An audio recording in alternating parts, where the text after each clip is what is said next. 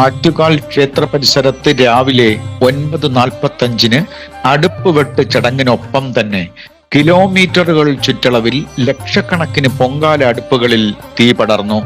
ഇത്തവണ നഗരാതിർത്തിയും കടന്ന് റോഡിനിരുവശവും പൊങ്കാല കലങ്ങൾ നിറഞ്ഞു നിരന്നു.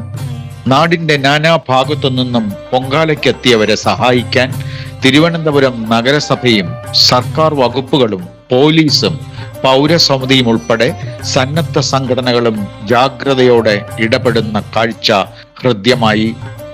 ഉച്ചതിരിഞ്ഞ് 2:15 പൊങ്കാല നിവേദിച്ചതോടെ ഒരു പൊങ്കാല വഴിപാടിലൂടെ സായുജ്യം നേടി ഭക്തലക്ഷങ്ങൾ മടങ്ങി.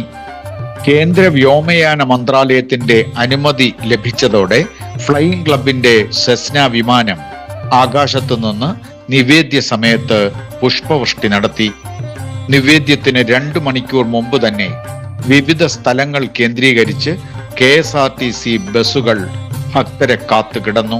ഭക്തർക്കായി കുടിവെള്ളം നിറച്ച 60 വാട്ടർ ടാങ്കർ വാഹനങ്ങളാണ് തിരുവനന്തപുരം നഗരസഭ സജ്ജമാക്കിയിരുന്നത്.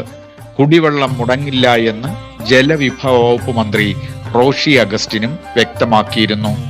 അമ്പലമുറ്റങ്ങൾക്കൊപ്പം പള്ളികളും ഭക്തർക്കായി തുറന്നുകൊടുത്തത് കേരളത്തിന്റെ ഉന്നത സംസ്കാരത്തിന്റെ ശ്രേഷ്ഠ മാതൃകയായി. ഇത്തവണ കുത്തിയോട്ടത്തിന് 582 ബാലന്മാരാണ് 1008 നമസ്കാരങ്ങൾ പൂർത്തിയാക്കി ദേവി സന്നിധിയിലെത്തിയത്.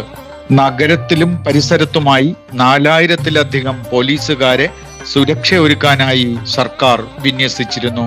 സിറ്റി പോലീസ് കമ്മീഷണർ കാർത്തിക്കിന്റെ നേതൃത്വത്തിലായിരുന്നു പോലീസ് സംവിധാനം പ്രവർത്തിച്ചിരുന്നത്.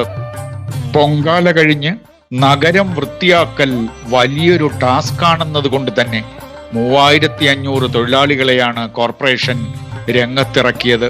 കൂടാതെ സേവാഭാരതി, സന്നദ്ധ സംഘടനകൾ, വിദ്യാർത്ഥികൾ എന്നിവരും ശുചീകരണത്തിനിറങ്ങി. രാത്രിക്ക് മുമ്പായി നഗരം പഴയതുപോലെ ആക്കുക എന്നതാണ് ലക്ഷ്യം. അങ്ങനെ അനുഗ്രഹദായിനിയായ അമ്മയുടെ അനുഗ്രഹം നേടി ദുഃഖമെല്ലാം ബാഷ്പമായി പോയതിൽ തെളിഞ്ഞ മനസ്സുമായി ലക്ഷക്കണക്കിന് ഭക്തർ അടുത്ത പൊങ്കാല എന്ന ലക്ഷ്യവുമായി വീടുകളിലേക്ക് മടക്കയാത്രയായി.